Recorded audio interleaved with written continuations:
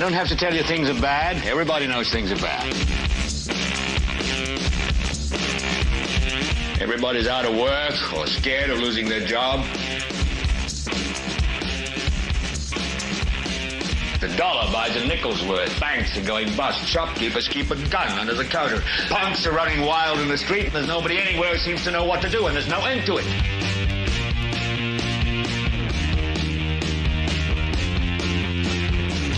The air is unfit to breathe, and our food is unfit to eat. And we sit watching our TVs while some local newscaster tells us that today we had 15 homicides and 63 violent crimes, as if that's the way it's supposed to be. We know things are bad, worse than bad. It's like everything everywhere is going crazy, so we don't go out anymore.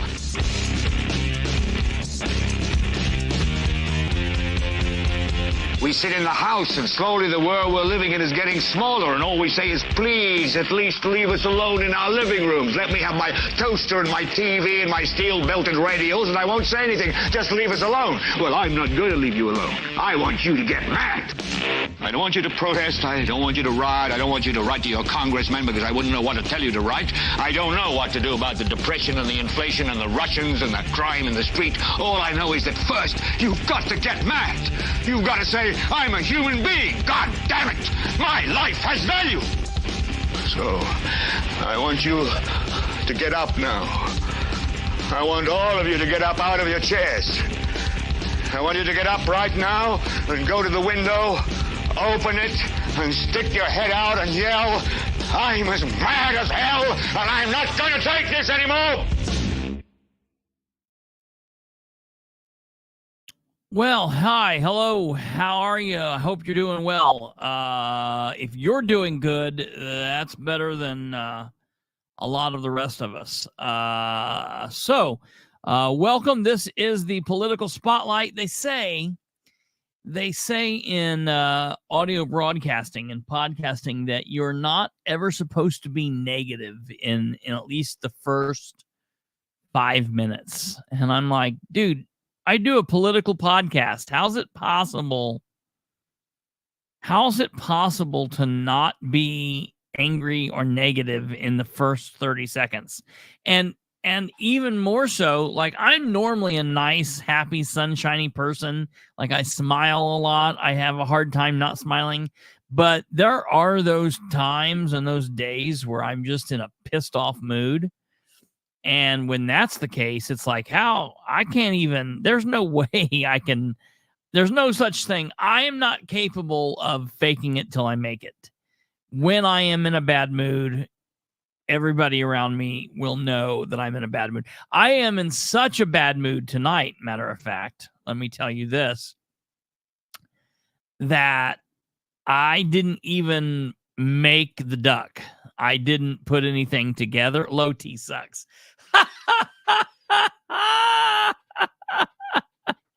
You're a flippin' idiot. I did. That put me in a good mood right there. See, that's all it took.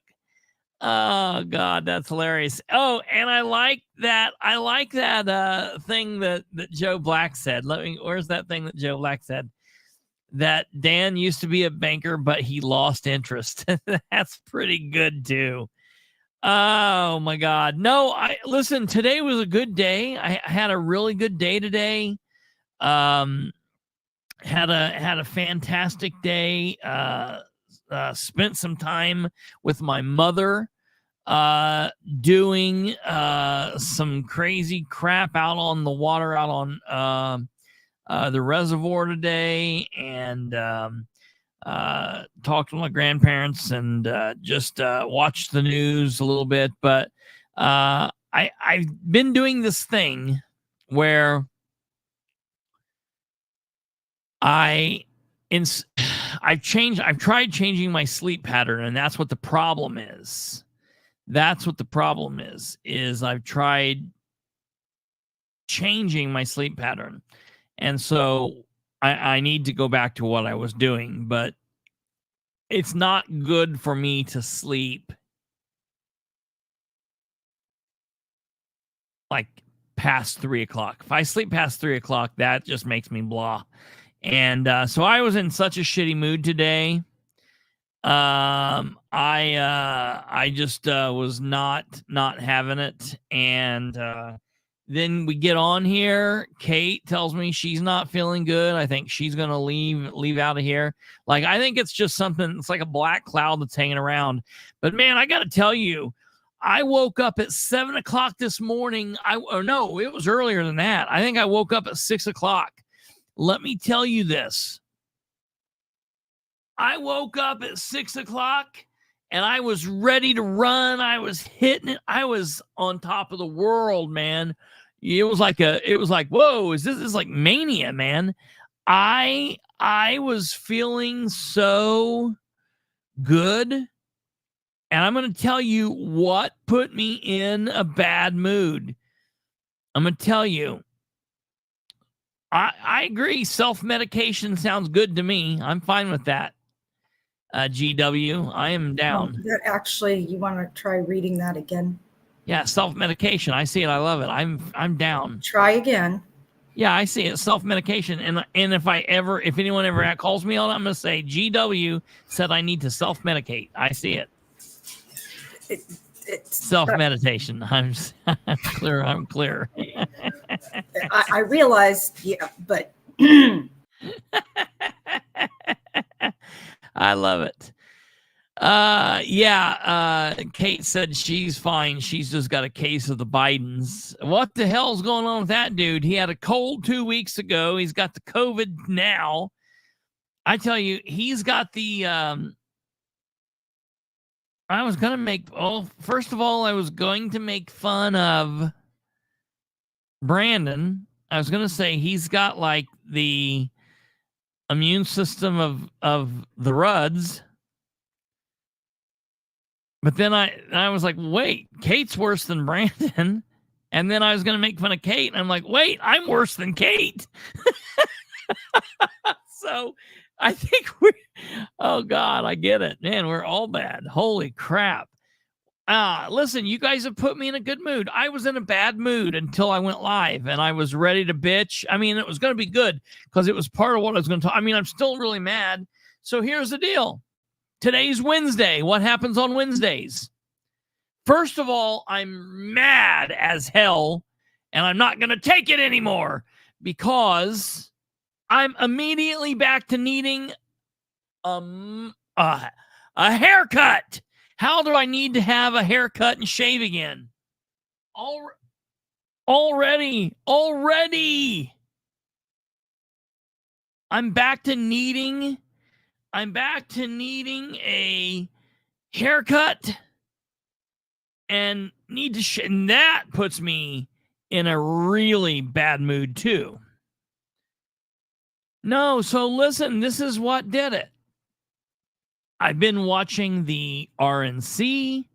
We've been getting a little bit bigger audience by the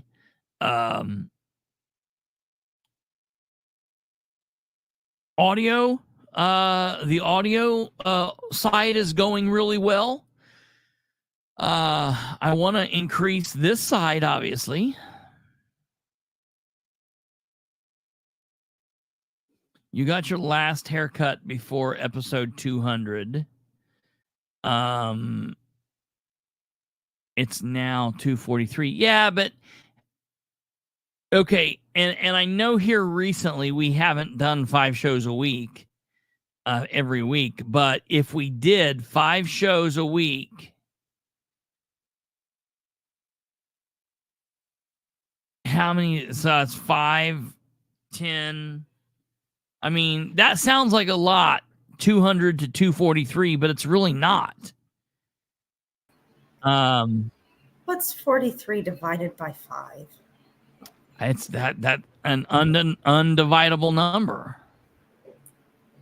I mean, if it was 45, I could. If it was 45, I could clearly do that. 8.6. What? 8.6. 8.8 weeks. Yes. 2 months. It's not been 8 weeks. Yeah. It's not been 8 weeks since I had a haircut. All right. Am I wrong? Viewers, am I wrong? This show no longer matters. Hold on. I can find this out. I can go back in our episode. So it was before 200. I'm going to go back to the day I got a haircut, and we're going to find out how long ago it was. All right. So it was before 200. All right. There's 203. All right. Here's 2. So we're saying it, how I'm off screen, so you'll have to answer if someone answers. How far before 200? We'll check in at 19. We'll check in at 194. Hold on. We'll check in at 194 and see if I look what's going on with my look there. Oh my God. Hold on, I got to get through our commercials. Sorry, folks, for the commercials. We've had a change in advertisement here. Hold on. All right, here we go. All right. Let's see. Do I have a haircut here? Yep, I have a haircut at 194, so it was before then. All right. Haircut before 194. So we'll go back to 188.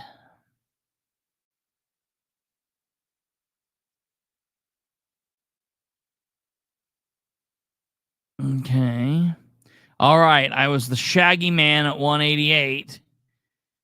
So we're getting close.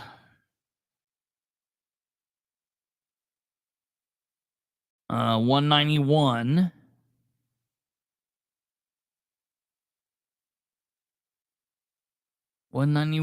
Let's see. All right. Haircut at 191.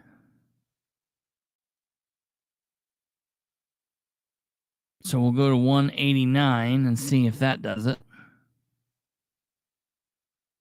We might have a clue.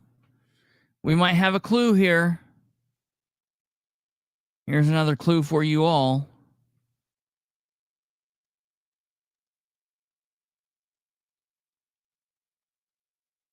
Holy crap! Look what I open it up, and this is right what I went to. How freaking scary. Look at this. What I was doing was I was just going right to the middle of the episode, and look what popped up on my screen. Holy sh! I was like, what is that?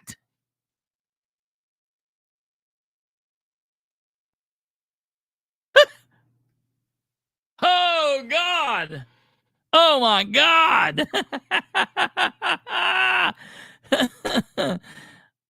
Oh, I've got a haircut at 189. So now we got to find out if I had a haircut at 188. And if I didn't have a haircut at 188, then we know what the deal was. It was 189. And it would make sense because the episode title of 189 was Hairpiece, Bedpiece. So I feel like I was probably talking about myself there with what was going on. Let's see in Disgusted in 188 if I had a hair. Do I have hair? Let's find out. There's a show here, folks. For all of you that are listening in audio world, just bear with us. It's probably better that you're there than here because this is riveting. All right, folks, here we are. I have the shaggy hair in episode 188, which happens to fall on how they, oh man, you know what? And they actually changed up how they did things, which is really gross. Episode 189, Hairpiece, Bedpiece. Yeah. Aired on April 26th. 26th, yeah. 88 was April 25th. So how many weeks is that? All right, April. Oh my, is that really? Man, time goes fast when you're having fun. Let me tell you, April 26th to May. I would have swore that I got the haircut after the election. Let's move the topic of political science. All right, we're here. We're getting there. We're getting there. This is serious. Listen, I had to do a little bit of getting myself into a mood to be able to even talk about it, let me tell you. So it's been it's been about 8 weeks. It's been 12 weeks this Friday. Wow. 12 weeks. The conclusion is, here's the there, you had it up there. The conclusion is I'm overdue. Well, I will get in. Let's get it done. All right. So here's the thing. Woke up this morning and I'm planning on going to the Muncie Redevelopment Commission meeting tomorrow on Thursday. And I was not going to go to the Board of Works today because I specifically wanted to be at home and I wanted to witness when the clock kicked over from 8:59 a.m. I wanted to witness, bing, 9 o'clock, how the city of Muncie, Indiana, live streamed their Board of Works meetings this morning. Because for all of you out there,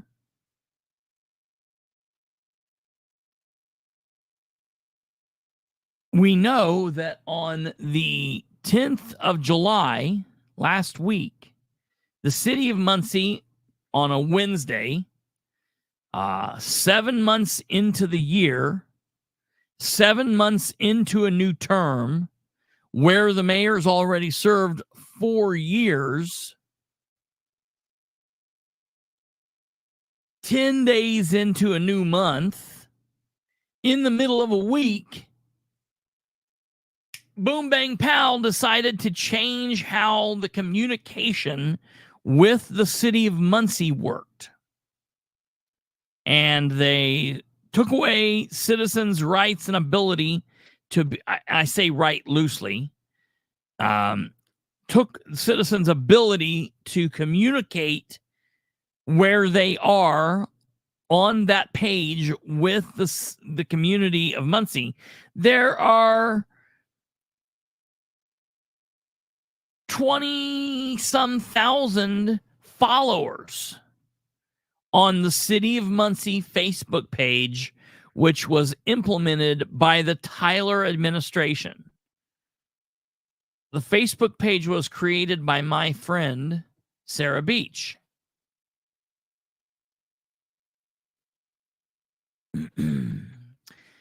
So as we talked in episode 242, the city of Muncie apparently is using a YouTube page, which they have had for a while, but is just been languishing out there in no man's land, not being used, not being touched. 47 people have subscribed to it, whatever. Nobody knows about it. Nobody knows about the YouTube page. The people who watched the show last night do.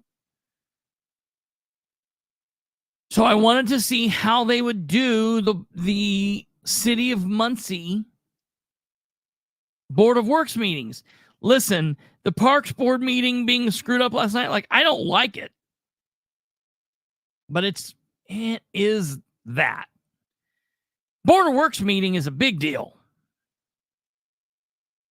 Board of Works meeting is a big deal. It's a weekly meeting that covers the majority of what goes on in the city of Muncie.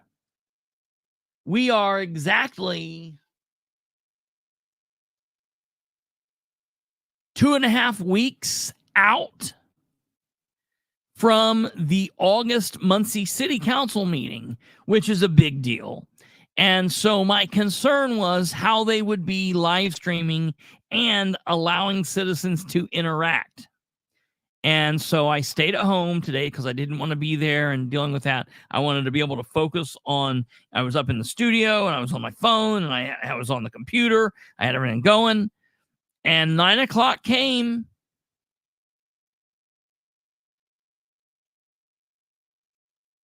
And nothing.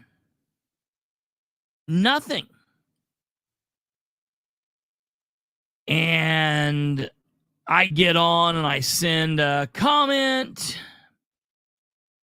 I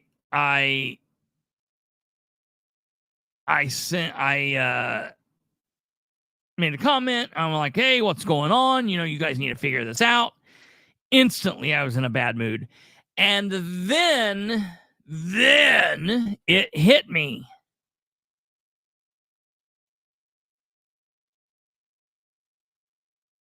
It hit me. Boom. They put it up. The City of Muncie put up their Board of Works, the Board of Works meeting that they uploaded on the YouTube page. Now, after the fact, not during, but after the fact, they also posted it on the City of Muncie's regular Facebook page where there were no comments. All right. So what I want to do before we get any further into this, I want to go ahead and watch that Muncie City Board of Works meeting because when I finally got to it and I clicked it on, that's what started my decline in my mood today. So, without further ado, ladies and gentlemen, your Muncie Board of Works.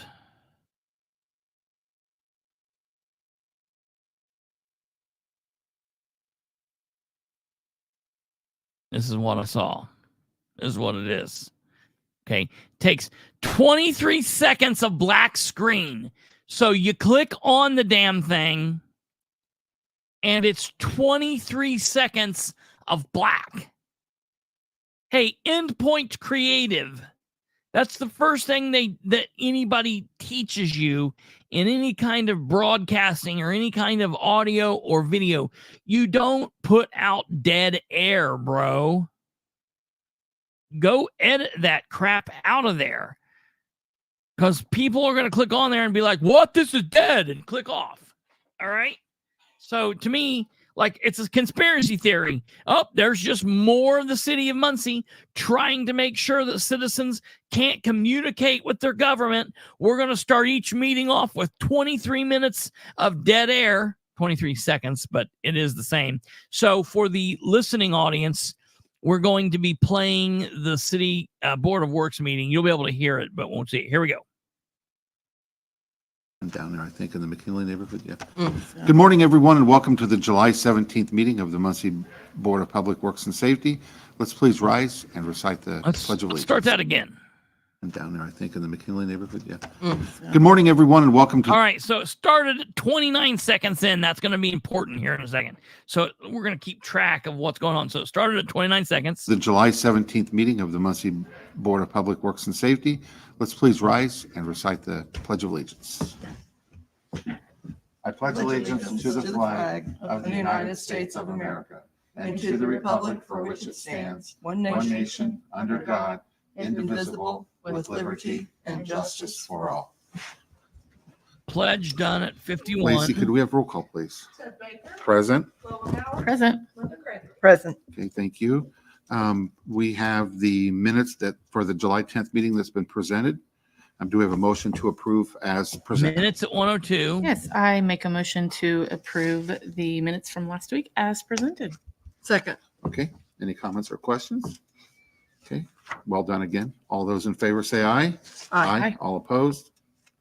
Okay, motion carried. We have the consideration of the Register of Claims. We have Mr. Craig Wright, City Controller. Morning. All right, Craig Wright says morning at 1:30. Good morning, Craig. Sent out the claims yesterday afternoon and just want to make note of a few things. We had just usual healthcare claims. We did have a claim from local road and street crew construction for the sign warehouse, which they're completing out there, and a file room that we had an office build with the police department for $33,000. And with that, I'll just open it up to any questions you might have. Linda. I have none. Okay. I had none today. Okay. And as you mentioned, a far great percentage of the expenses. Okay, so no one had any questions today. Interesting. All right. This, on this register of claims is health insurance, just Yes. like we usually do, but Yeah. it's cost of doing business for the city, isn't it? Yeah. Okay. Do we have any motion? Do we have a motion to approve the I move- register of claims? I move approval of the claims as presented for $1,163,210. Whoa, whoa. All right. So 2 minutes and 35 seconds in, the world's most amazing Pledge of Allegiance giver makes a motion for $1,163,210. $1,210. I'll second. Okay, any other comments or questions? Okay, having none, all those in favor say aye. Aye. All opposed? Do we have All right, 2:43. So let's take a look at this for a second. So he stood up and said hello at 1:30. So 1:30 to 2:30 would be 1 full minute. And then 2:30 to 2:43 would be then 13 seconds. So they approved $1,163,210 in 1 minute and 13 seconds. 1 minute and 13 seconds for $1,163,210 without saying word boo. Kate obviously is saying that is $15,943.38 per second. Okay. So that's that. And Jerry got there just in time for the adjournment. Office bill for the police department, $33,000. Yeah. What the hell's that? That seems interesting. Like, look, nobody thinks anything's wrong. Just explain what it is.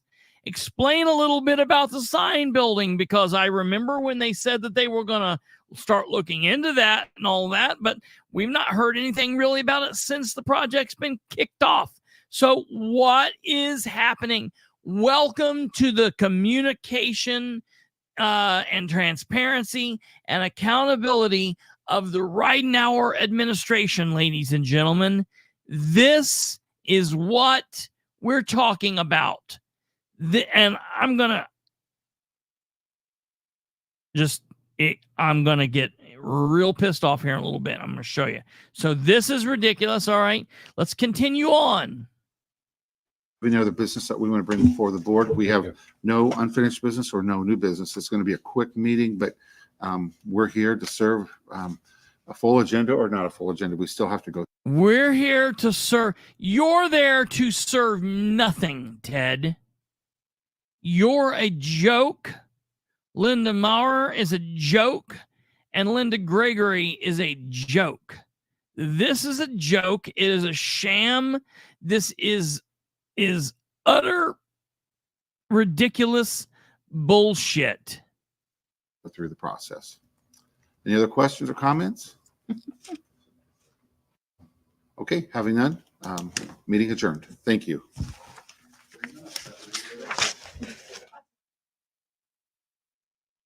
I just can't even believe it, man. I can't even believe it. They health insurance for civil fire police was $462,563.24.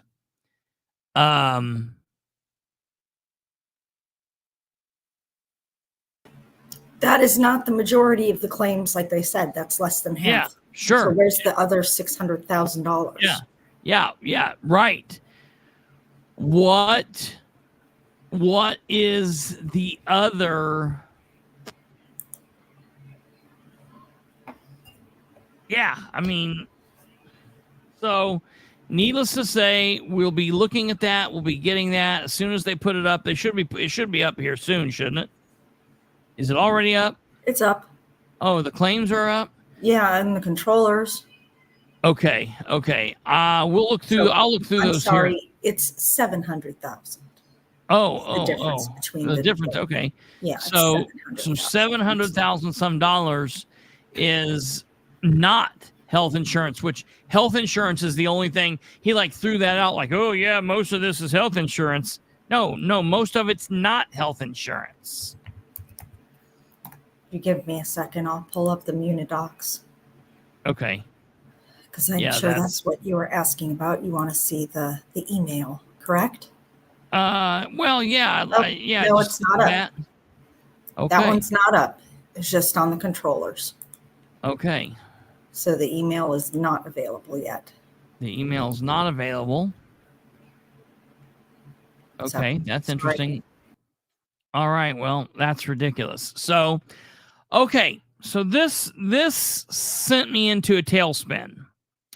So, I from here then decided, okay, I probably need to fire off another email. It's probably time to fire off yet another email. So, ladies and gentlemen, I'll take you through the email that I sent off to the administration and to the council and to a couple of other people. I will let you guys see that here. And I'll read this to you for those of you that are listening along. Here the email is for those of you that can see it. Ridenour's improved communications and how it will impact council meetings. Sent 7/17/24 from K. Bilbrey, and I sent this to Mayor Dan Ridenour, Deputy Mayor Richard Ivy, Communications Director Michelle Owen, and I sent it to all of the 9 city councilors, and then I also sent it to the City of Muncie attorney and city council attorney.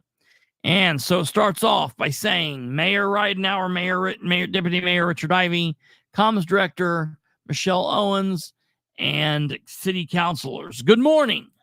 I'm hoping this will be a productive email, and I'm hoping that Mayor Ridenour and or his communications director, Owen, will respond with actual answers, as they have been having issues doing so since winning the election in November of 2023. That's typically not how it's supposed to work, but anyway. First question. Whose decision was it to change the way citizens have been able to interact with the city on Facebook on Wednesday, July 10th, 2024? Did that come from Ridenour and then was implemented by rank and file of the administration? Or did the idea come from Michelle and then Dan agreed to it? Can you explain how it happened? All right. I think that is a big and appropriate question. If this was Dan's idea, okay, cool. We know who to go after and gripe.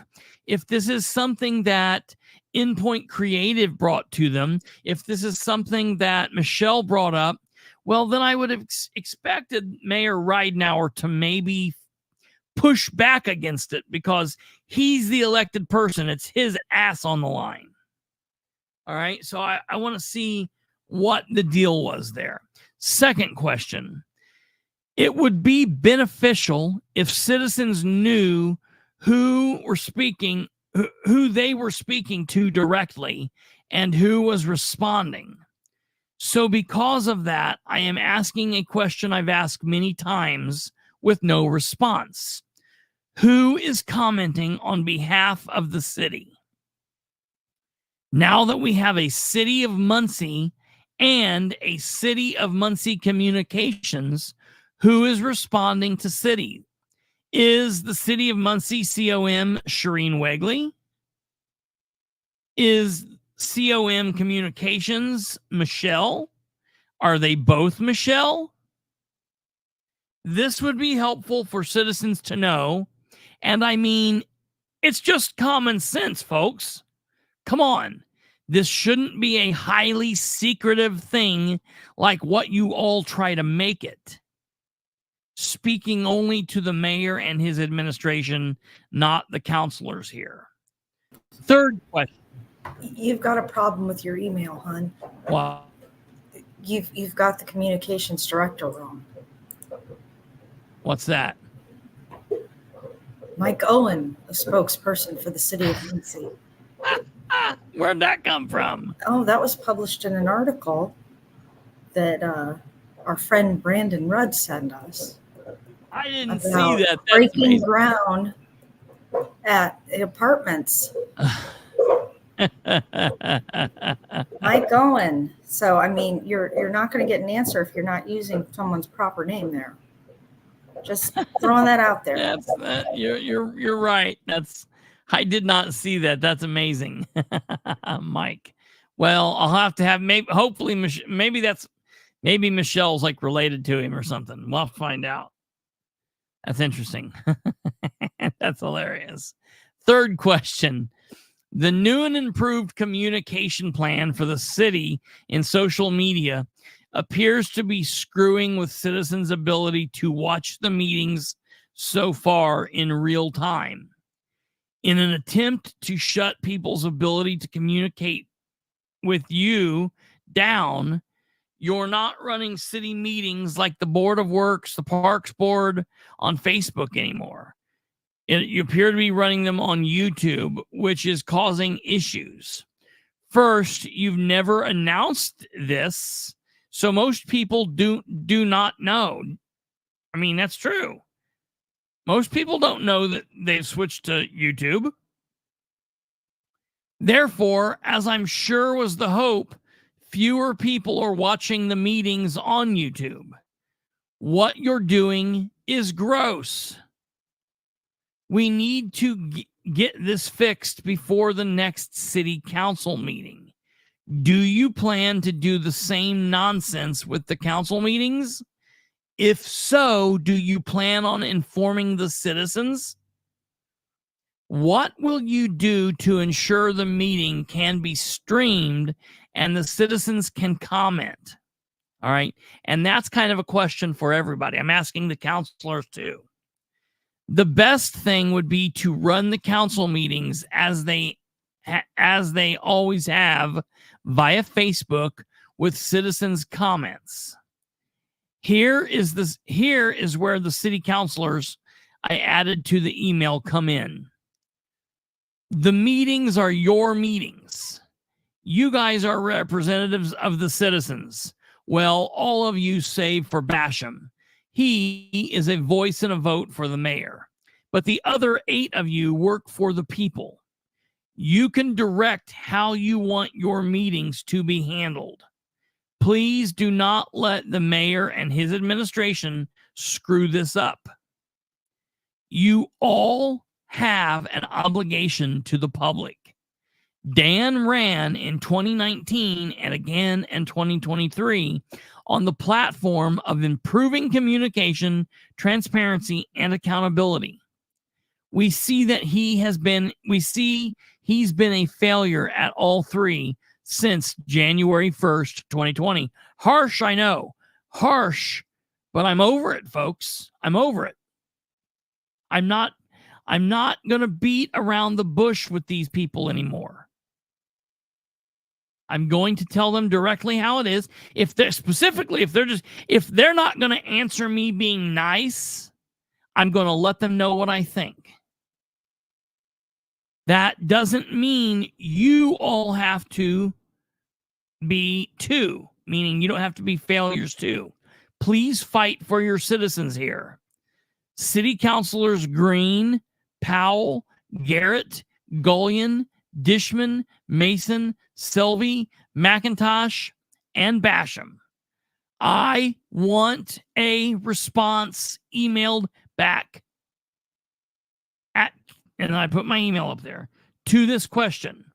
As of this morning, Wednesday, July 17th, 2024, how many of you knew that besides switching how people can comment around, how many of you also knew that the city has changed how they stream the meetings? Were you guys aware of what a cluster it has become? I ask this because we are only a couple of weeks out until the August meeting. You guys need a plan. They cannot be allowed to screw with these meetings. You need to step up. You're there to represent the people and to speak up when the mayor and his people are screwing with all of this. Let me know if you're aware of the issue. If you aren't and need more information about what is happening, I would gladly walk you through the problems. But right now, I'm curious if you're aware of this. If so, what are you aware of? And do you happen to have a plan to fix it or combat it? If the answer is no, you can call me for further explanation. Before wrapping up, I want to return to Mayor Ridenour for a second. You must know that your new HR director fails to comply with the Indiana Code concerning public record requests. Amazingly, I cannot even get a response about what is going on. I have several outstanding issues that need to be resolved as soon as possible. It is ridiculous that this ever needs to be said more than once. I get it. You're not a fan of mine. You still have to follow the law. That brings me to the last point. The day after the November 2023 election, you blocked me from your Dan Ridenour Facebook page. That would be perfectly fine if you only used that page for private, non-city, non-public, non-government activities. But you don't. You have routinely shared city business and other governmental and political information on that profile. And that is where the issue is. If it was used to take pictures of flowers and animals or your Pacers games, you could block me and anyone else. But since you mix political and public information with other personal stuff, it makes it a page you cannot block me or others from. This is a violation. I am currently in a federal lawsuit against the Henry County Sheriff for a very similar deal. That should not be needed. I don't know. I thought you could unblock me and give me access to you like all citizens have access. I never used foul language on your page, never threatened anyone, or crossed the line over that of a critical voice of local government. In my opinion, what you're doing is called viewpoint discrimination.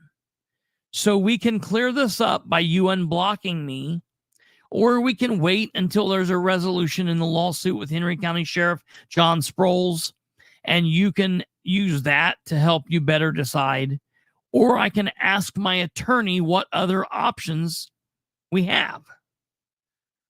Look, you're just doing too much. Someone has to keep tabs on all of this crap. Okay, well, I'll wait. I will await everyone's response. Okay.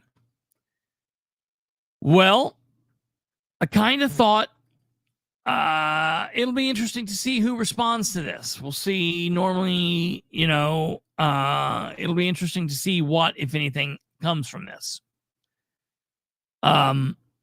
Pretty quickly, let me run down through here just briefly. I haven't checked this in just a second.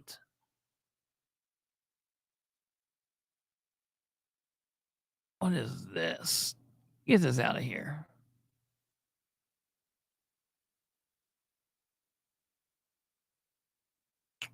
Okay.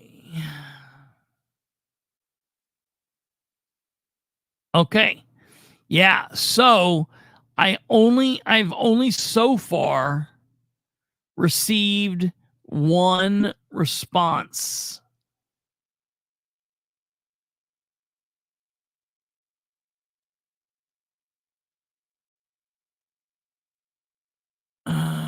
Yeah. Okay. Today at 11:13 a.m., I received a response from Rose Selvey, the at-large 2 city councilor. Rose Selvey says, Mr. Bilbrey, I cannot respond to your questions since I was not privy to the decisions that were made, which I knew that, but I mean, I appreciate her saying that. I found out about all of these changes at the same time as the public did. It is my personal opinion that the city council meetings should be streamed to the public on Facebook Live as usual. Best, Rose Selvey. Hey, listen, I can't hate on Roe. Cannot hate on Roe when Roe is doing the right, when she's standing in line. And I know sometimes Roe goes up and down, but here lately, Roe's been she's been doing it right. So she's going to get my approval any and every time she's doing it right. I have not heard from Nora Powell yet. All right. We're waiting to see. I mean, Nora has been good at responding so far this term. I would hope that that's not going to change. Time will tell. We will see. I don't know. You know how that goes. All right. So now I want to take you to number 2. All right. Or 3 or 4 or 5 or whatever issue this is. Yeah, that's right. Charlize, and that's right, GW, and that's right, any of the rest of you. So there was a post like this made on the City of Muncie's communication page 2 days ago. Playground is taking shape at Store Estates. Great. It's like the playground to nowhere. It's like the playground for no one. You've made a playground for no homes. I see a swing with no little bodies in it. I see a slide with no little bottoms on it. I see a jungle gym with no little people twirling around it. Like, what is this? I would hope that she's not had time to respond because she's too busy bitching at the current administration on trying to fix the problem. That's always a possibility too. That's not normally Nora's style. She's normally a little bit more tactical than that. But alas, listen, I don't freak out until after the 48-hour window. If we go 48 hours with nothing from anybody but Roe, it'll be another story. But I give them 48 hours before I freak out. I don't go crazy. Yeah, the kids were coming, but they all got lost in the weeds, you know? So this is a post. Like, it looks like a crime scene. Who thought this was a good idea to post this picture? It looks like a crime scene. It's a broken, not complete, not finished. Like, this is just a weird deal. So you will notice on here. Comment you want to read, hon. That Okay, playground isn't park property. President Marsh on the park board. Stumblefoot already asked. Oh yeah, sure. Yeah, no, it's not. Yeah, right. It blows me away that we are putting money into it because it belongs to Horton. Here's a who. Horton, where are you? Is this the one that they've closed on? Or is this the one they're still waiting to close on? This is no, they've not closed. To my knowledge, they've not closed on anything. We've not found any evidence of that. So it's It's the one that they are alleged to have closed on, but we can find no proof of it. So there are two properties that D.R. Horton are supposed to be involved in. Right. Store Estates and the sports complex. Okay. They were supposed to start with Store Estates, and then in some fourth quarter of some year far, far away, they're supposed to do something with the sportsplex. But But proof that they actually own this yet then.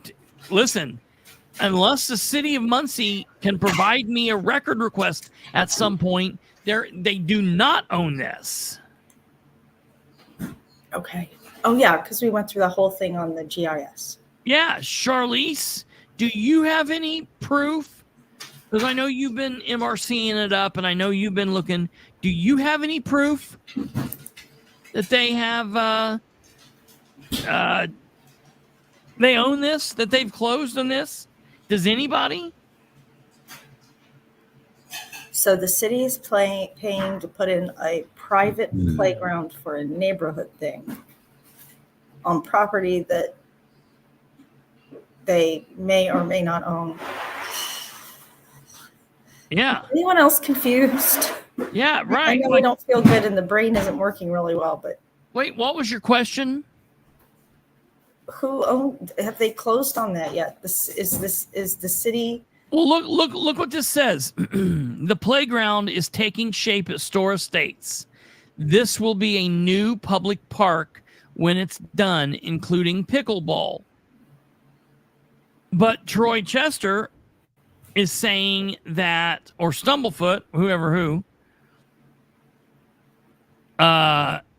that Brad Marshall, the president of the park board meeting last night, was asked if this is a public park, and he said no, it is not a public park.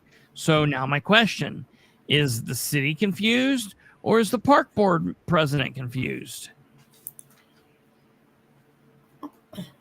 GW, the city of Muncie did. No questions. We know that. They've stated that. No, who got paid to put it up? Oh, who got paid to put up the equipment? That's a question. I would say probably the city employees. But we can look into that. But the city paid for the park on property that might or might not be owned by a private entity. Yeah. As of now, it does. As of now, it is not. That no one knows what it is. Yeah. Okay. All right. That cleared it all up. Thanks. Yep. You pretty much got you pretty much got it. Stumblefoot. Who is this from? I got this message you sent me, but whose words are these? Whose words are these, bro? And where is this at? Is that a message?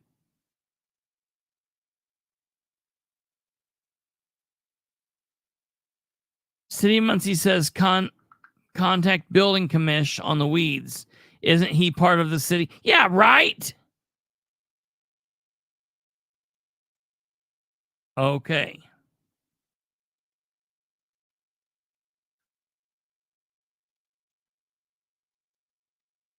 Okay. All right. Okay. I thank you for that. So, all right. Let's let's go in order. I'm getting too far ahead of myself, getting too far in the weeds. So there's a method to this madness. So a day ago, look, you can't just go and ask the city a question anymore. You can't go and comment something. So you have to find an area where you can comment. So I went to this place where they posted a picture of some kind of playground equipment, and I tagged a bunch of people. I said, anyone have any information about the Muncie Park Board meeting? Is there a reason it's not live streaming on the city's Facebook page? Okay. Troy Chester asked some questions. All right. Which I get it. I understand why he would be asking questions and be mad. There's a lot of people asking questions about Thomas Park. There's a lot of people who are asking questions about security and vandals and trashing parks and what the city's going to do. Look, because if we're putting money into something, we want to protect our investments. That's just common sense. Okay. Charlize is in the comments saying that the city of Muncie says to contact the building commissioner about the weeds. Yeah. And that answer implies that the owner of the property is not Horton. Sure. Yeah. I mean, because good point, Charlize. Yeah, that's very,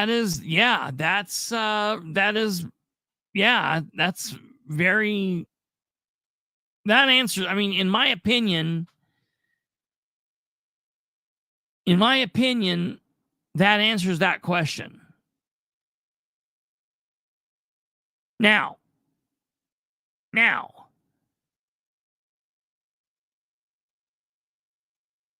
you would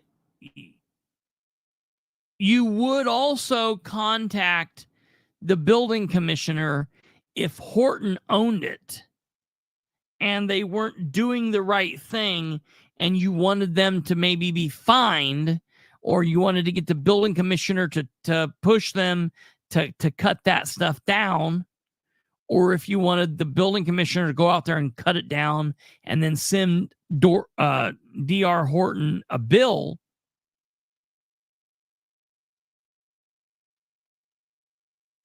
So that could happen. But look, with everything else I found, there's nothing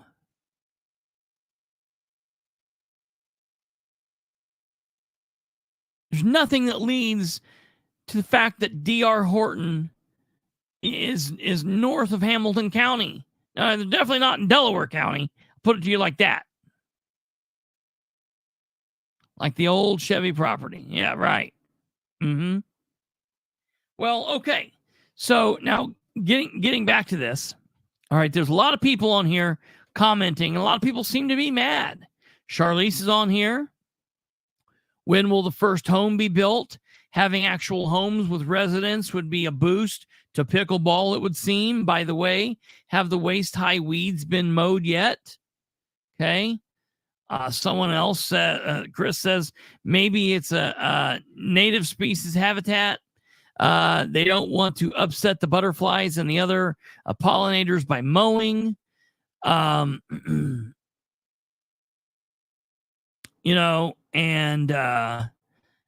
there's just a lot of people commenting. This is exactly what Muncie needs. Have any lots in this neighborhood been sold? Now, this is what I absolutely love. Ryan New asking a legitimate question, and I know what he means. Maybe he should have said, are there any homes built? Ryan New, any lots in this neighborhood been sold yet? City of Muncie. Yes, all of them. Well, listen, City of Muncie, produce that document or shove it up your ass. Quit being that way. All of them, yes. What do you mean all of them, yes? Why is there no proof of that? There seems to be no proof. Troy Tackett, right there, right there to give a reaction to the city. Boom, awesome. What does that mean? Boom, awesome. I can go out there and show you there are no homes or no people. Boom, awesome. So I said, what public servant is currently commenting here? Nobody wants to tell you. Daryl Holt, the developer needs to keep it mowed. I'm sure the neighbors don't like the way it looks. Jeff Robinson, City of Muncie, Ryan New, Daryl Holt, Christopher Bilbrey, Rob Miller. Beacon still shows the property being owned by the City of Muncie. Oh, so Jeff Robinson's now joined the club.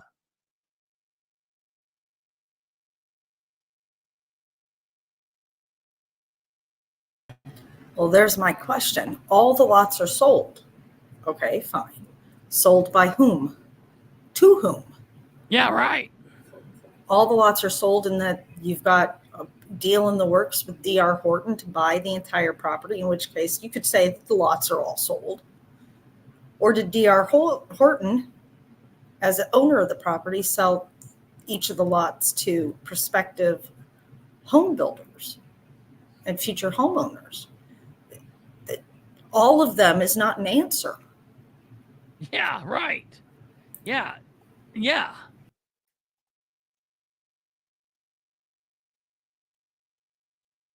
But the city has stopped. Now, ladies and gentlemen, I'm responding to Jeff Robinson really quickly.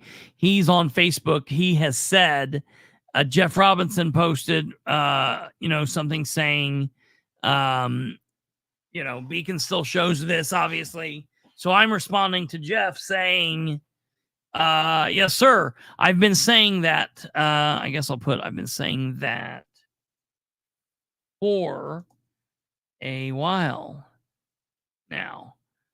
I'm trying to get to the bottom. We'll say this. Trying to get to the bottom of this. But the city has stopped responding to record requests.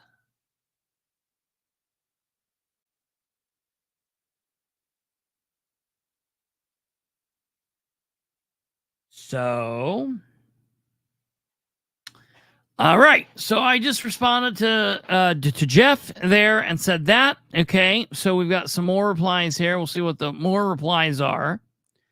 Troy Tackett says, like they have control over the developers. Yeah, Troy, you're not that daft, dude. Are you really? Are you? I responded and said, Troy Tackett, boom, awesome. What part? Boom, awesome. The city's still spending money on something that a developer owns. Boom, awesome that a developer owns all the lots and aren't doing anything with it. Boom, awesome, there's no proof that there's been any transaction.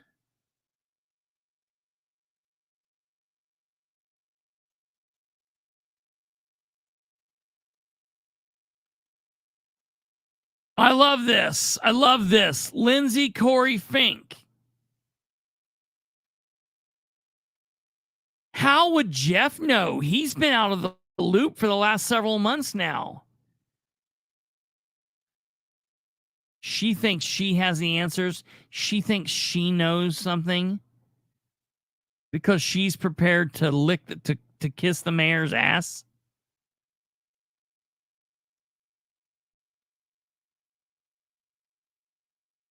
Lindsay Corey Bory Fink knows nothing.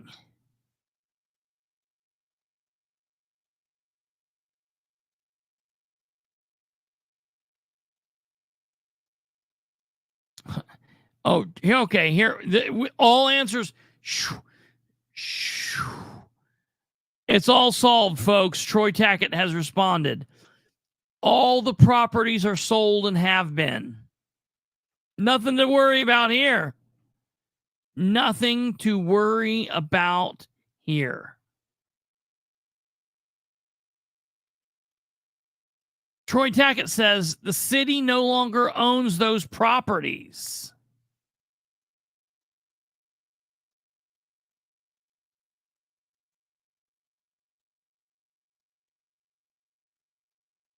Okay, well, if the city no longer owns the properties, why is the city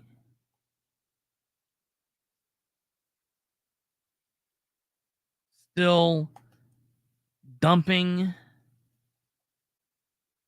money into it?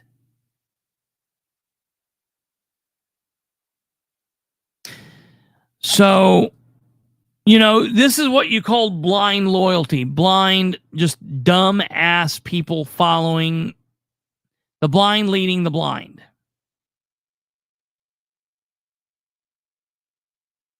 You know what I mean? It's crazy to me. Finally, they were sold in one giant block to a single developer. That developer, as far as I'm aware, has not broken ground on any home yet, which is true.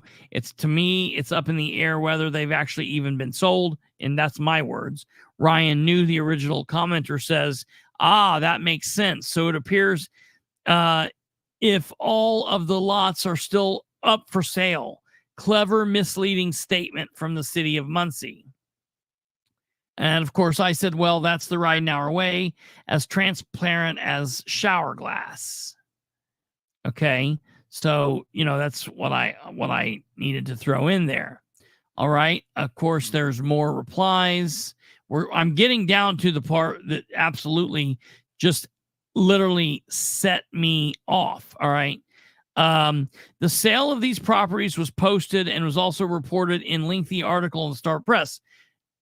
No, man. The sale was talked about. The Star Press covered simply what the mayor said. And I understand that for Troy Tackett and Lindsay Corey Fink and a few others, that you believe and buy anything that Ridenour shovels down your throats. And I get that the Star Press might be in that same category. But there are literally real people out here that don't buy that. You can stand in line and say, yes, sir, thanks, man, please have another, all you want. I'm not in that line. Sounds like a lot of other people are starting to not be in that line too. Jeff Robinson says also what's common knowledge around these parts.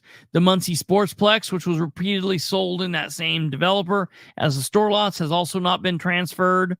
That's true. Okay. So, that's very, very, very true. The city is saying all of the lots have been sold. What they left out was they were sold to D.R. Horton, the same for the Sportsplex, although I believe closing on that isn't set until the fourth quarter. The fourth quarter of what? Horton has not broken ground on Home 1, nor are they maintaining the property at Store Estates. Last I knew, the weeds were waist high. They still are as of last week. The city, and that was my phrase, not Charlize, the city has a habit of selling off land for large ballyhooed projects, then washing their hands of it entirely, placing blame on the developer, owner, anyone but themselves. No follow-up to ensure work begins or is completed.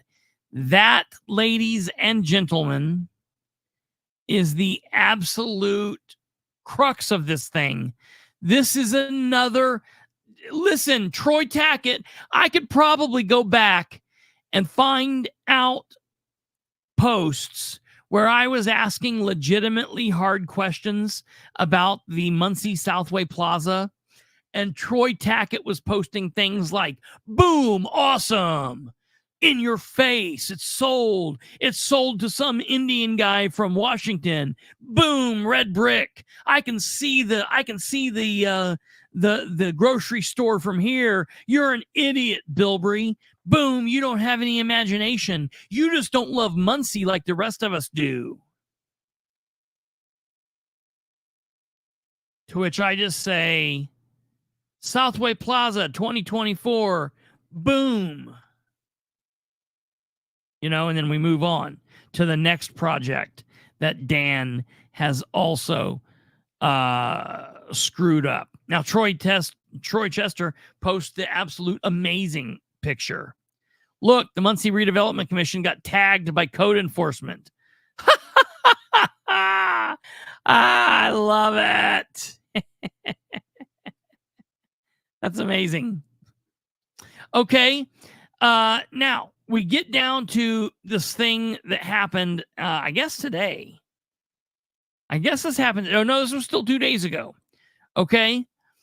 And I'm sure that Lindsay is speaking to me. She's speaking to Troy Chester. I'm sure she's speaking to Jeff.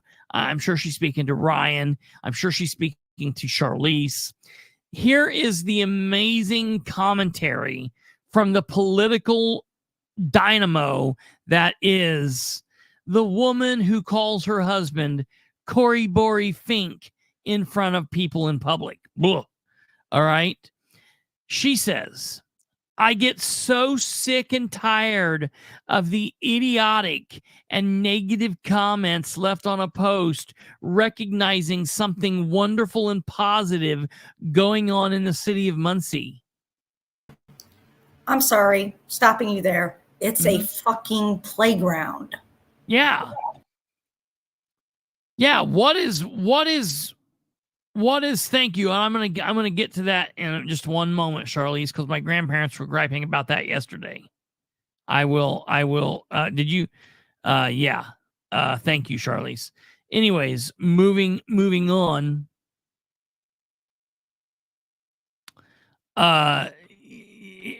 Yeah, I should probably block her too, because she's like a cancer that ruins my life. So yeah, I might block her too. Interesting. That's an interesting thought. I normally don't block people, but she's seriously like a cancer, man.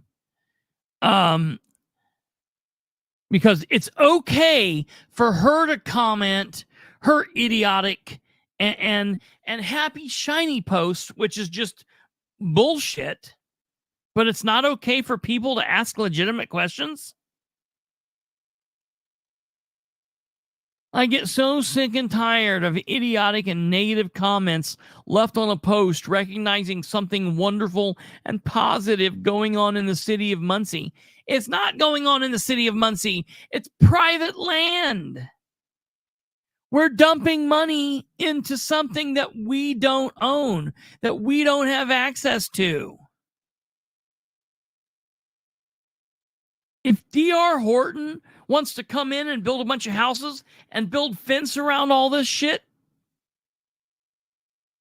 they can do that. All right, she goes on. We know that you don't like the mayor. It doesn't have anything to do with not liking the mayor. It's called engaging in your local government. We know that you do not support him. It's got nothing to do with supporting him. You know, are you the who? You and your husband and the mouse in y'all's pockets?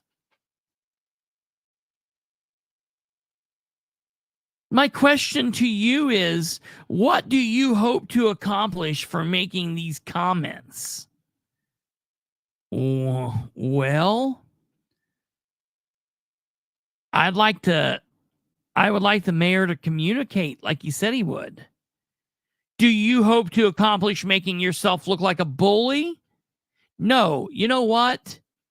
Because I honestly think if you're over the age of 13, you shouldn't probably say the word bully because it makes you seem like a freaking idiot. Do you hope to accomplish making yourself look hateful? You know, I guess if that's what it takes. If this is what you do hope to accomplish, congratulations. You've done it. Some of you even go as far as posting vulgar comments. Look, maybe they do. Maybe they don't feel heard. You know, maybe people are feeling heard. I've never posted a vulgar comment. So save yourself righteousness, lady. But guess what? You're not being productive citizen. Okay. You're not going to change the minds of those who support the mayor and support the city.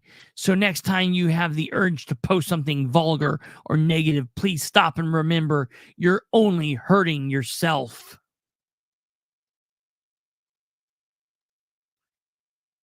Okay, and look, I don't care anything. I've not commented about her or her nonsensical, childlike opinions in a long time. The reason I needed to cover them is because of the comments that we're going to get to. So this person named Mincer Caddy or whatever this is. Hey, Lindsay, a really simple way to get people to stop asking the same question over and over and over, especially because you can't seem to control yourself from not responding to them, is to go talk to your friend Dan about answering these questions and posting his answers publicly, because it seems like those pesky Muncie citizens just aren't going to let them go. Maybe you could suggest that he do another Dream with Dan and answer them. Why did those stop? The last one was back last December, over 6 months ago. That's interesting. Why was it done 6 months ago? Why was the last Dream with Dan done in December? That's weird. Okay. Lindsay Corey Fink then says the mayor is an extremely busy man and does not have time to sit on Facebook and go back and forth with people. He is always communicating with the public by way of press release and his weekly community updates, which are all filler bullshit. They're not answering questions. Listen, you're not communicating if you've got two people and one person is saying, what color's the sky? And then the next person says, cars have 4 tires on them. And then the person says, how much did you pay for that sandwich? And then Dan says, I like the color red. And then the person says, where did you get those pants? And then Dan says, I like to pee in the morning. None of those things have anything to do with anything. All of his community updates are just his crap. It's just more campaigning. It's just more propaganda. Dream with Dan has been changed to quarterly event. There's one this Thursday at 3 p.m. That's interesting. Let's respond. When was it changed to a quarterly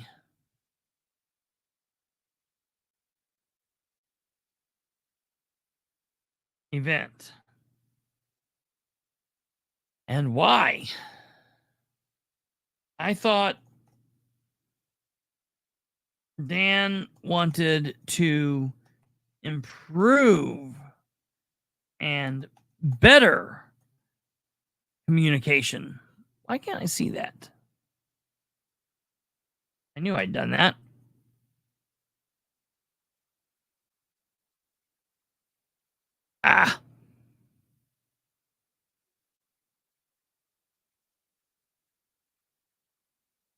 Okay, so now she posted that 9 hours ago. Now, at the time she had posted that,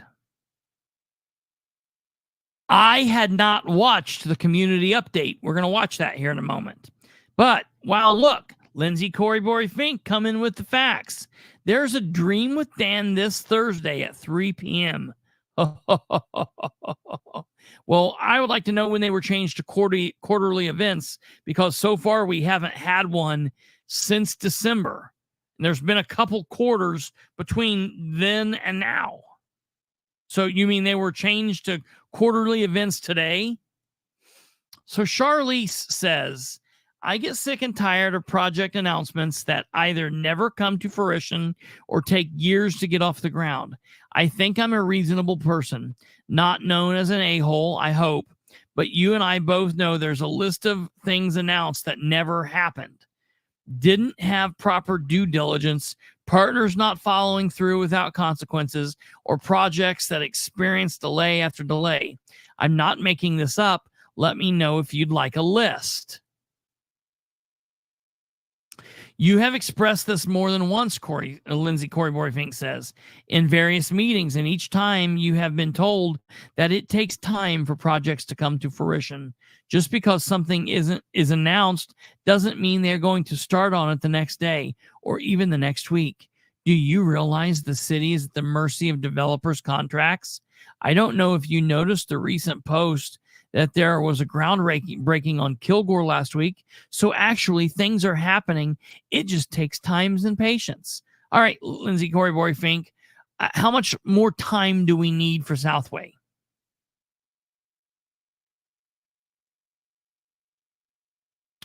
I like that this Mincer says, how long does it take to answer 3 questions? I'm not saying he needs to argue with people in the comments like you do. Just answer a few questions from the public each month like he used to. Hey, that's pretty smart. You still haven't addressed why the Dream with Dan stopped. Those videos gained a fair bit of traction. From what I remember, he was not an extremely busy man from 2020. Was he not an extremely busy man from 2020 through 2023? Good question. All right. Lindsay Corey Fink says, I will not speak for the mayor, therefore I cannot answer your question. You seem to have an okay time speaking for the mayor when you're dropping your little truth bombs. That must be a very recent development then, Mincer says, considering that we're in the middle of July. I'll be tuning in regardless. Great information. So from this, ladies and gentlemen, we now know that there's a Dream with Dan coming tomorrow. I was then made aware that he brought this up during his fight. Listen, Dan loves us so much. He gave us 5 minutes of his time today. Will there be alcohol in the Dream with Dan? Charlize, my God, I hope so. Man, I hope so. Okay, let's watch the Dream with Dan. Let me get this pulled up on the screen for you all. I'm back on screen here. Okay, let's see. Let's see what's happening here.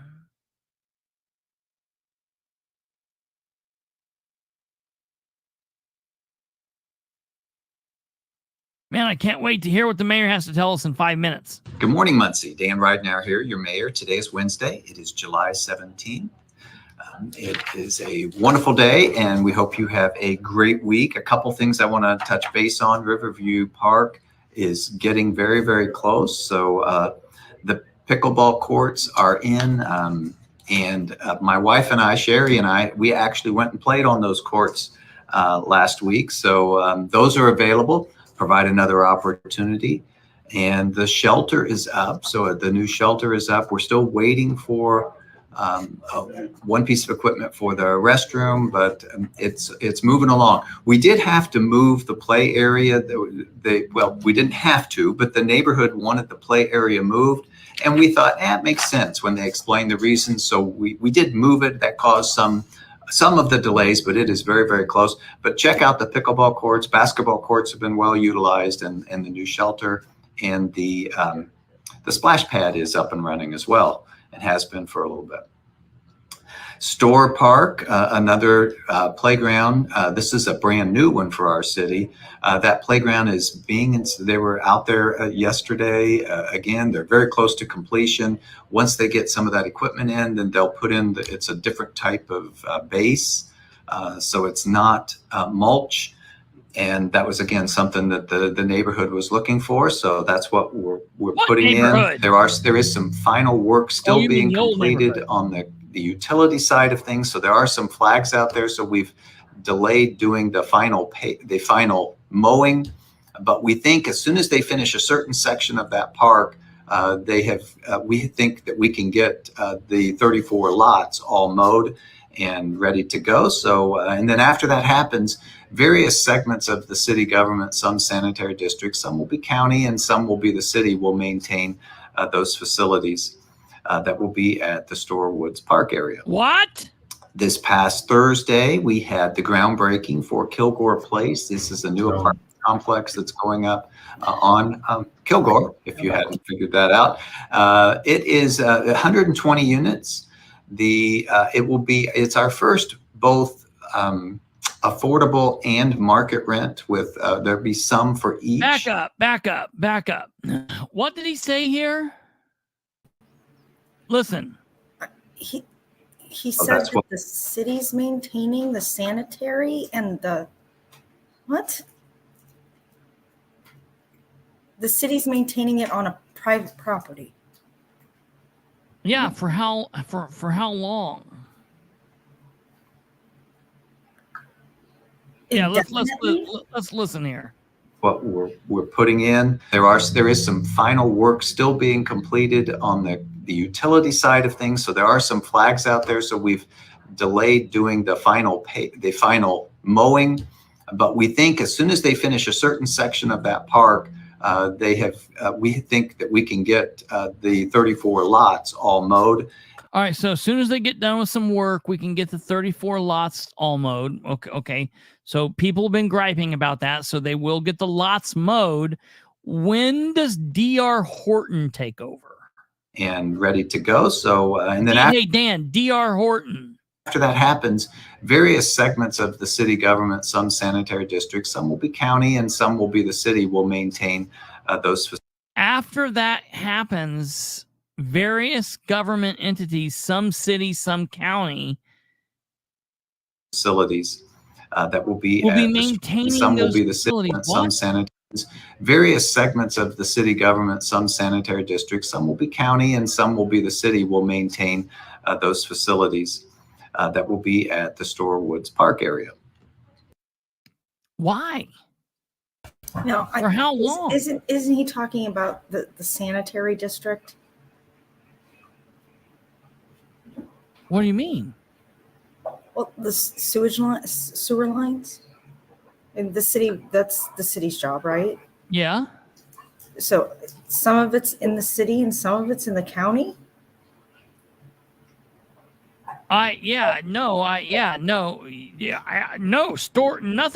Nothing at Store Estates is in the county. So what is the county going to be maintaining? What the hell is he talking about? I don't know. But I get the sanitary thing. That's the city's responsibility to maintain the sewer lines. Well, what facilities is he? You don't call the sewer lines a facility. Yeah, what is going to be taken care of? What is here? This is. I think we're doing this the wrong way. This might be a better way to ask this question. What and when what is DR Horton's responsibility, and when will that start? I think that he is somehow a good way to say it. I think that he somehow is like getting lost on that. So, well, okay. Yeah, absolutely, Elizabeth. Welcome. Yeah, since when? Why is the county involved? Good question. Yeah, it's all in the city. Look, I can show you that real quick. We can share this tab instead, and I can show you all here. Look. All right. So for everybody that's looking, this is the city of Muncie. Okay. All right. Just real briefly, so everybody can see. You see, everything in the green is the county. So, and everything in the gray is the city. So look at the outline of the city. You see it over there. Look, you can also see it over here on the right side of the screen. That's the city of Muncie in the county. All right. Now, right here, you see the city. Okay. And we're going to drop in like this. All right. Here's McGalliard. Here's Tillotson. All right. Here's Tillotson. Here's Bethel. Here's Ball State. Okay. Here's Store Estates. Well within the city. I mean, the county is far away. The county's over here in the green. It's got nothing to do with the county. What is he talking about? What is he talking about? Here's what Store Estates looks like, has looked like, it continues to look like. Nothing is different. Nothing, I mean, you know, it looks a little bit different than this now, but, you know,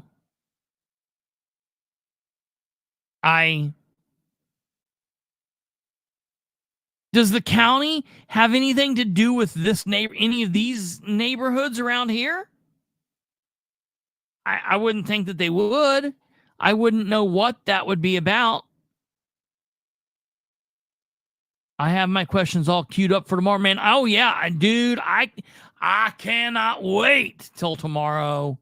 Tomorrow is going to be so interesting. Okay, now let's get back to the mayor resembling Southway Plaza. Yeah, I know. Isn't that crazy? It's real crazy how closely Southway and Store resemble one another. Okay. Now, getting back to what this crazy man is talking about. Okay. That blew me away. Well, let's put Store in its little category here, and let's move on here for a second. This past Thursday, we had the groundbreaking for Kilgore Place. This is a new apartment complex that's going up. Look, there's Dan. He's so transparent you can see through him. Look. Look. Thursday, we had the groundbreaking for Kilgore Place. Right there. See Dan right here? I see him. Place. This is a new apartment complex that's going up on Kilgore, if you hadn't figured that out. He's a comedian. It is 120 units. It's our first both affordable and market rent with there'll be some for each in that particular one.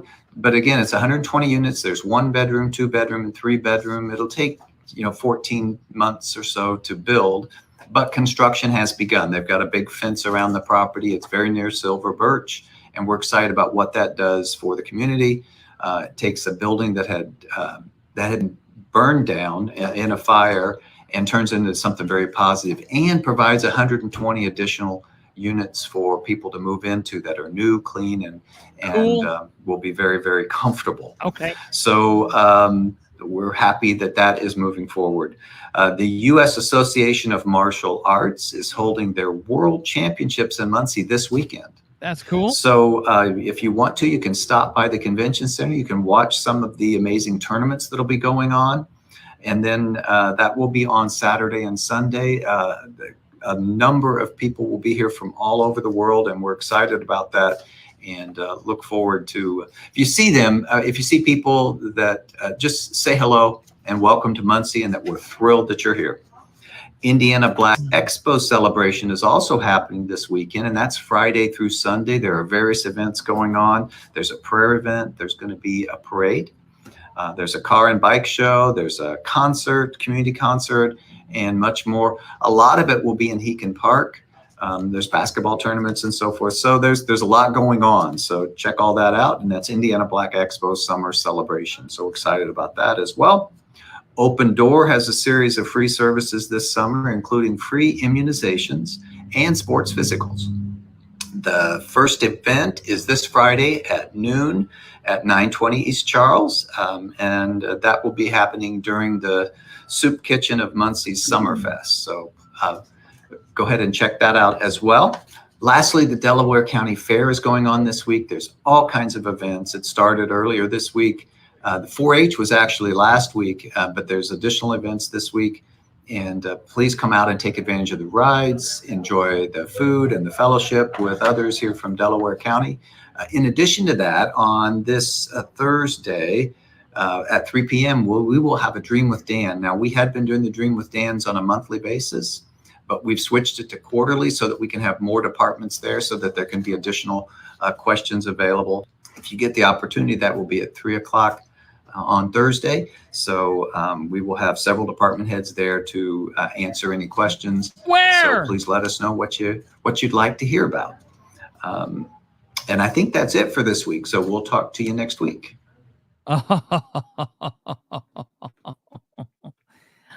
3 p.m. tomorrow. So It'll be on the moon. yeah.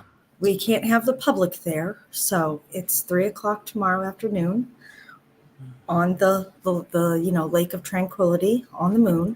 It will be a private event. Bring your own alcohol, and we hope to see you all there. Yes, that is very Dan. That's very Dan. You used to be on a monthly basis, but not since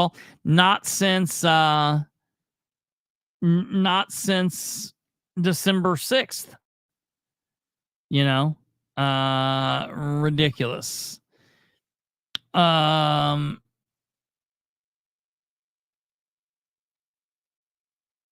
Shirley said, I smell another Michael's fiasco. Yeah, something's going on there. I spent 2 hours today taking photos around City of Muncie. Yeah, I'm gonna go to her page and look at that. Kate, you had also said something that you starred, but it's not in there, and I can't find what you said. Do you know what that was? What you originally starred? No.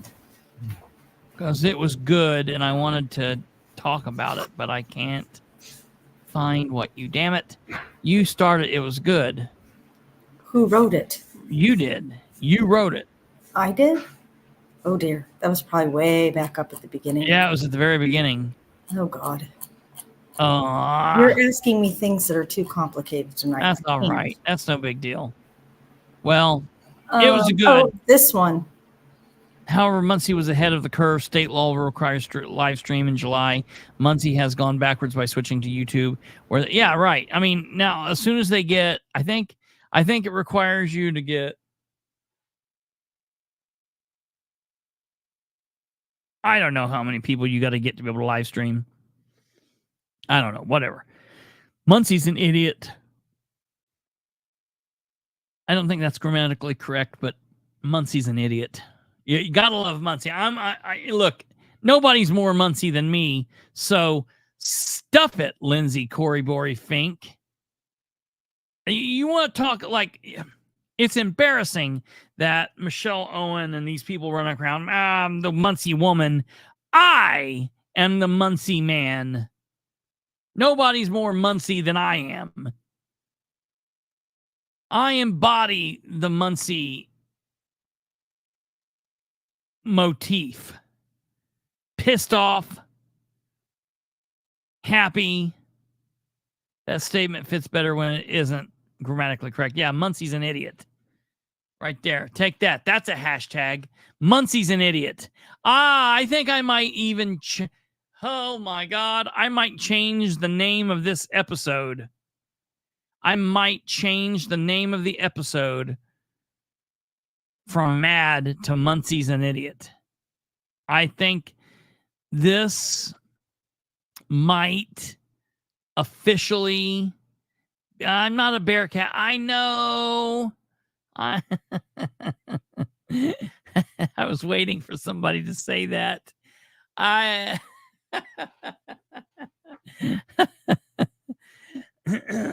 Listen to me. I used to have nightmares about being in Central.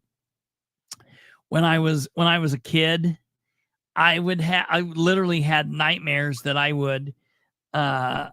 I would be at school and I would wake up and I would be in school at Central. And I would be like, how did I get here? I got to get back to Delta. Whoo, shit. Talking about a nightmare. So yeah, that all of this stuff with this Dream with Dan, of course, they didn't say where it was. You can't ask anybody. Nobody will ask any questions. The city's not responding to record requests. I did ask on the Muncie Communications page under the update today about where the Dream of Dan was going to be. I said, you mentioned the time, but not the where. Good. I did ask, so hopefully we get an answer on that post. Yes, let me know if you get an answer. That would be fantastic. Will do that. Space Cat, I went to the greater school, and there's lots of schools here. There's not just 2 or 3. I just went to a county school, and Central's a city school. Whatever. Corn pops, fish, and chicken was a good old rebel. Man, don't you miss the good old days? Muncie South Side, North Side, Central. God, you know what? I really just wish that I wish that I was born in like 1972. I really feel like I missed my era. Really bothers me. I also would have liked to have been born in 52. I also would have been like, so whatever. I'd like to have been born in 22. It is what it is, Go Delta Eagles, by the way. So yeah, that's what's going on, man. Listen, there's a lot of national stuff, and I really feel like I need to start talking national. I might start. I wouldn't dream with Dan if you paid me his salary. You can wrap a turd in bacon and call it an appetizer all day, but it's still a turd. I like it. I think that's a pretty apt political spotlight phrase from now on. I can appreciate that. Let me ask you people something. I've given a little bit of thought about maybe doing kind of a Tim Pool deal, because there's so much going on with national and obviously what's going on with local. I thought about recording a small little segment in the morning talking about, I jokingly say 5 or 10 minutes. But it would be a static video recording, talk about national. I just need to know, I need to be able to fit in national and city stuff. I mean, tonight we had a lot of stuff to talk about with local, with going on, but there's also a lot of national shit going on. Today was day 3 of the Republican National Convention. I have not watched a lot of it. It is what it is. No, Tim Pool's not my favorite. I'm just saying, I like how he does a couple different broadcasts, and so I've thought about maybe the possibility of that. Yeah, Tim is too much of a.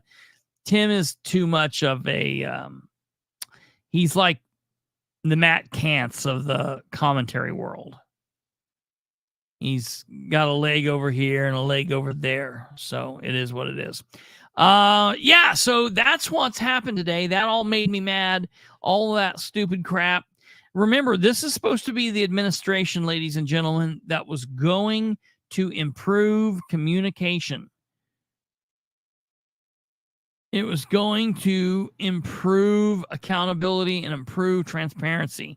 I did see that. Or Starbucks sponsored the RNC. That's insane. Unless they want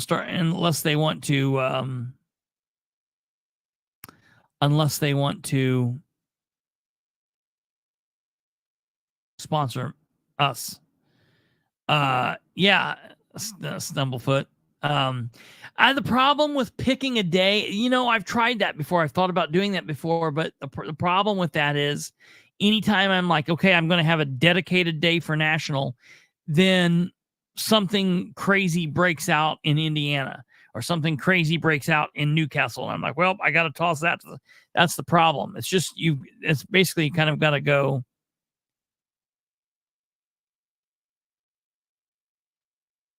Yeah, that's the thing. I mean, I listen, I feel like we've been doing well and we've been intermixing it in.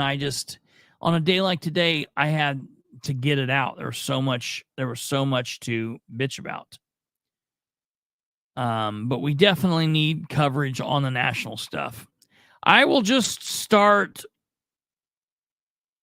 segmenting stuff off a little bit better and doing better with that, getting through things faster.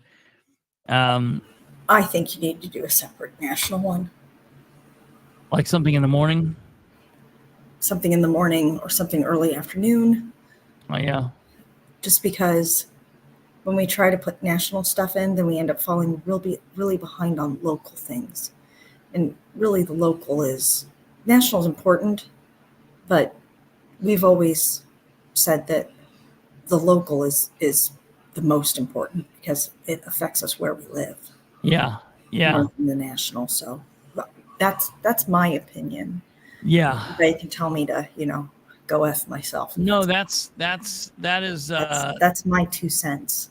That is And probably only worth about 1 cent considering my salary. I love it.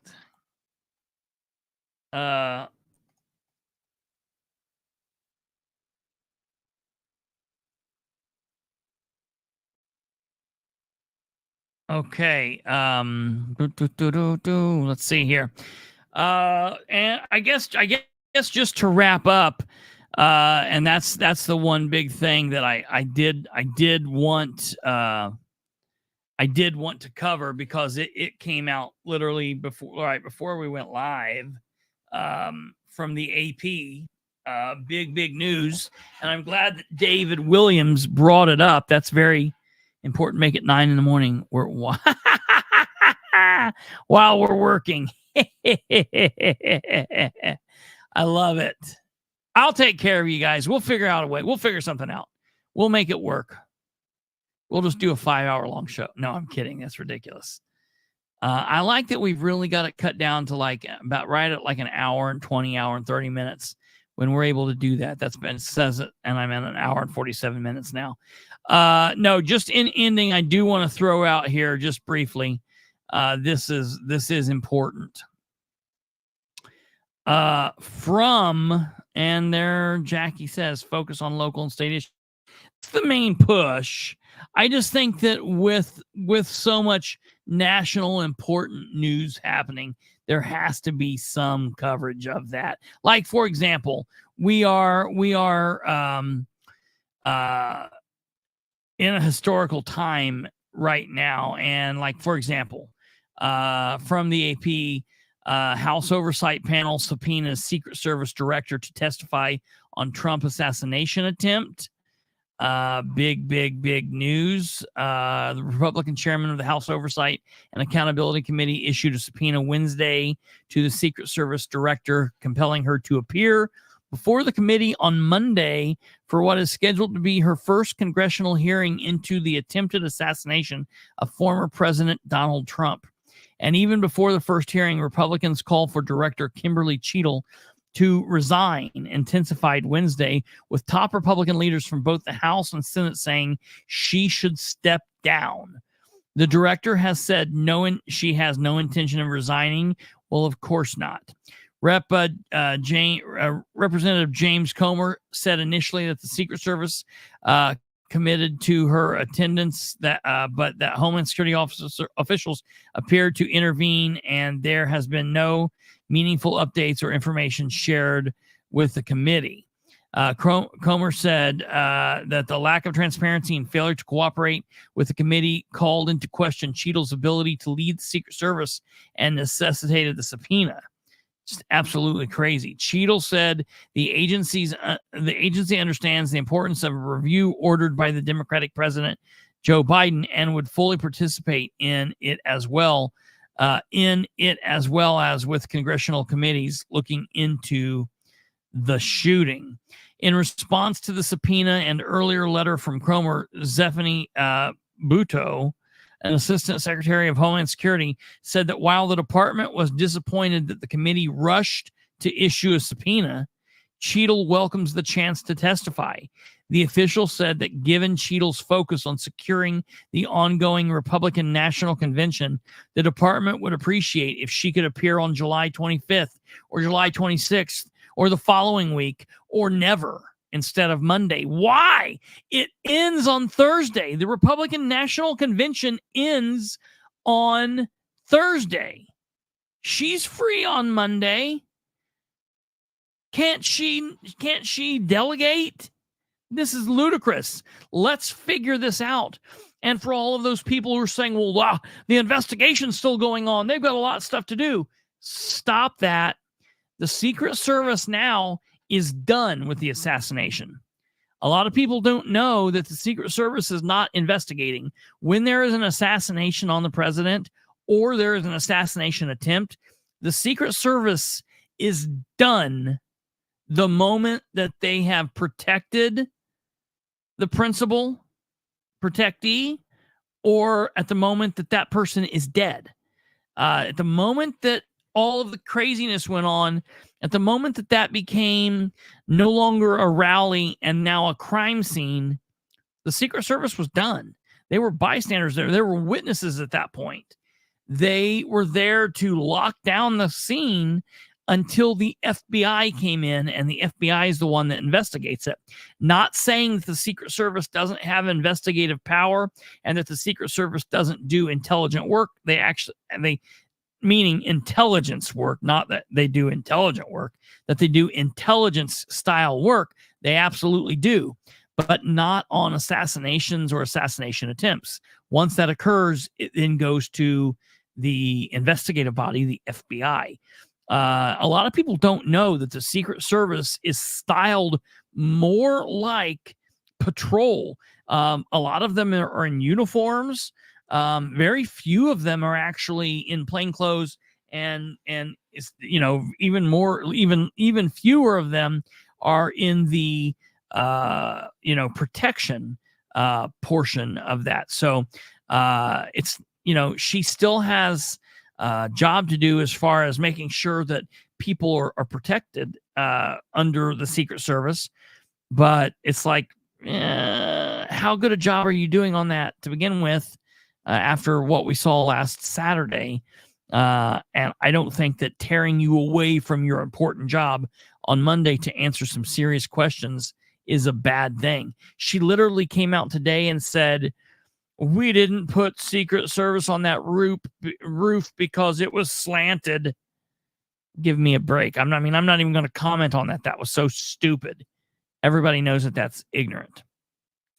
The oversight panel rejected the request for a change date, and the committee spokesperson, Jessica Collins, said Director Cheadle has agreed to comply with Chairman Comer's subpoena, and the hearing will take place as scheduled. And I applaud that.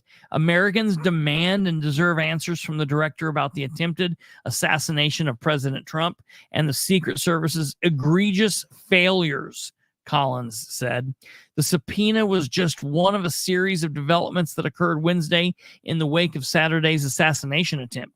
The fact that a shooter was able to get so close to the former president while he was supposed to be closely guarded has raised questions about what security plans the agency tasked with taking a bullet for its protectees put in place, and who is ultimately responsible for allowing the 20-year-old gunman to climb a roof where he had a clear line of sight.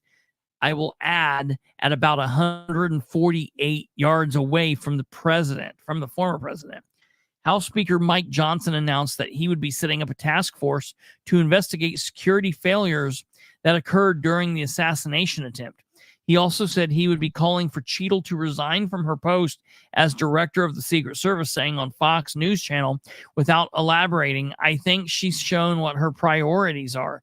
She has been the most politically outspoken, very politically outspoken, and you just cannot do that." That is just from word go of her speaking out. She should have been called to resign. We shouldn't have waited to get to this point for her to be. The moment she spoke out politically, she should have been gone. He said the task force would be made up of Republicans and Democrats, and its formation would speed up the investigation process. "We must have accountability for this. It was inexcusable," Johnson said. "Obviously, there were security lapses. You don't have to be a special ops expert to understand that, and we're going to get down to the bottom of it quickly." Senator Mitch McConnell, the Republican leader in the Senate, added his name to the list of lawmakers calling for Cheadle to step down. And I think that was because he was booed at the Republican National Convention when he spoke the other day. He said on social media platform X that the near assassination was a grave attack on American democracy. Absolutely. And it would have been if it was Biden or Trump or any other Republican or Democrat. That doesn't matter. It doesn't matter. I'm not saying that because it was Trump. I'm saying that because someone tried to kill a former president. That's like the figurehead of America, man. The nation deserves answers and accountability. McConnell tweeted new leadership at the Secret Service would be an important step in that direction. The House Homeland Security Committee also invited several state and local law enforcement officials from Pennsylvania to testify at a hearing in the coming days with Representative Mark Green.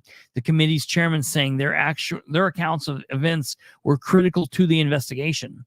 A key issue in the unfolding aftermath of the shooting is how security responsibilities were divided between Secret Service and local law enforcement at the rally, and what breakdowns occurred that eventually allowed the gunman onto the roof. Cheadle said during an interview Monday with ABC News that the shooting should never have happened, but also said she has no plans to resign. When asked who bears the most responsibility for the shooting happening, she said, "What I would say is that the Secret Service is responsible for protection of a former president. The buck stops with me. I am the director of the Secret Service," she said.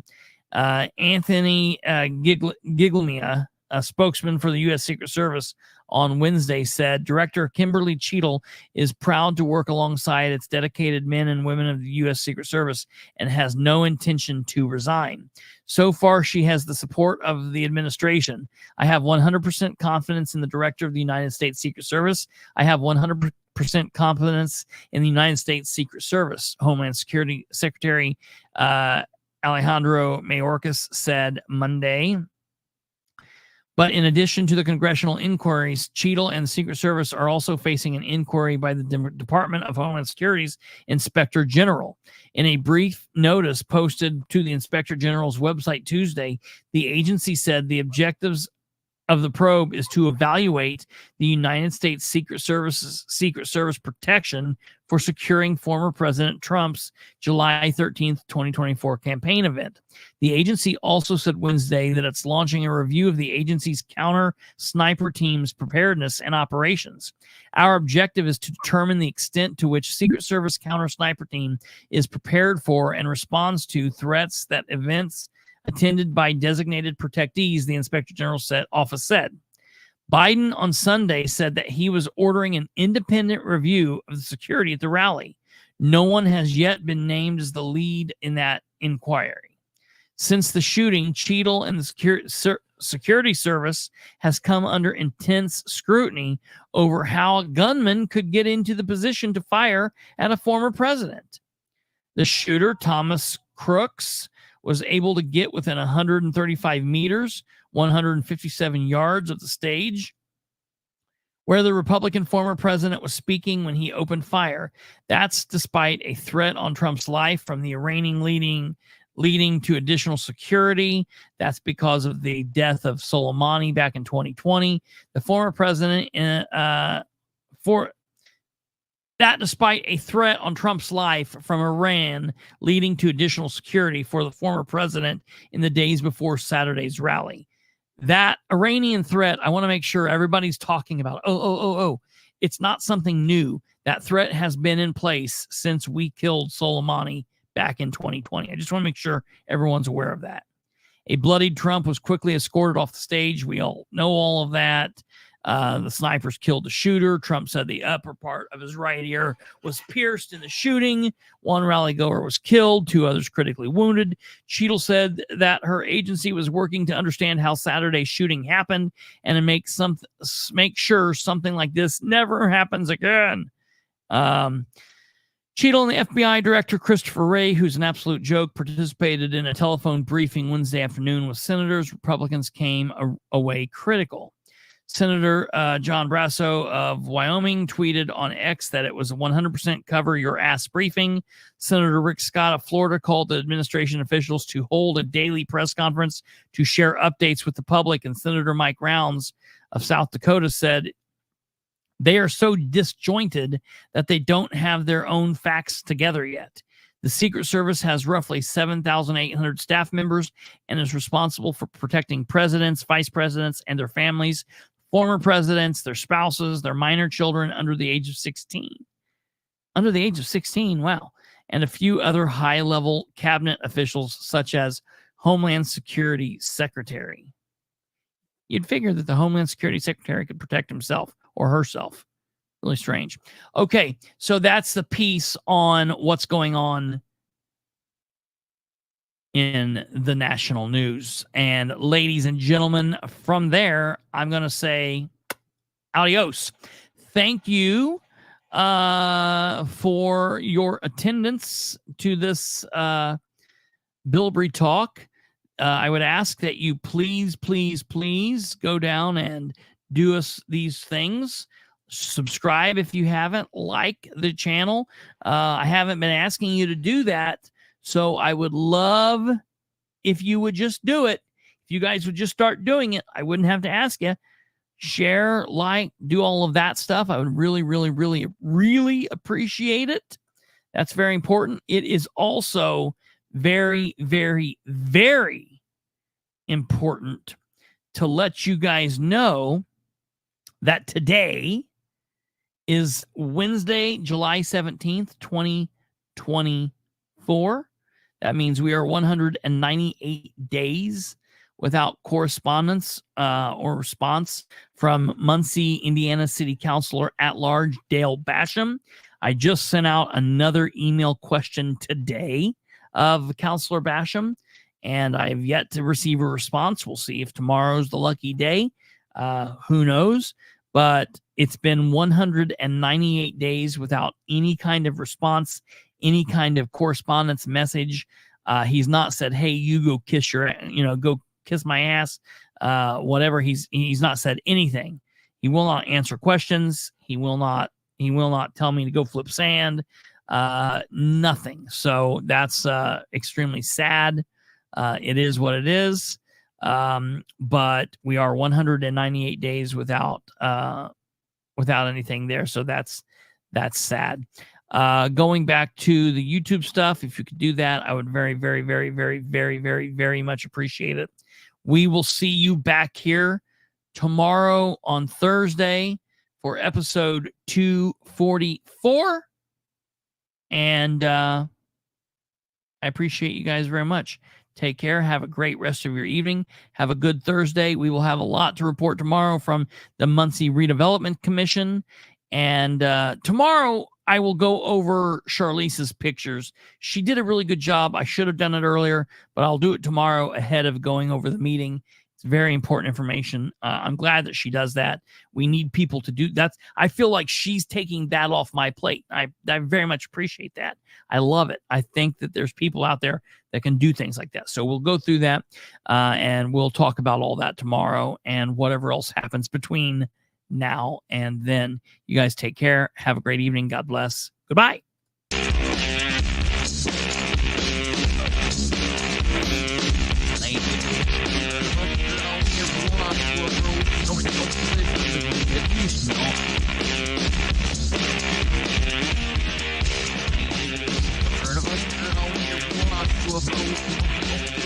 What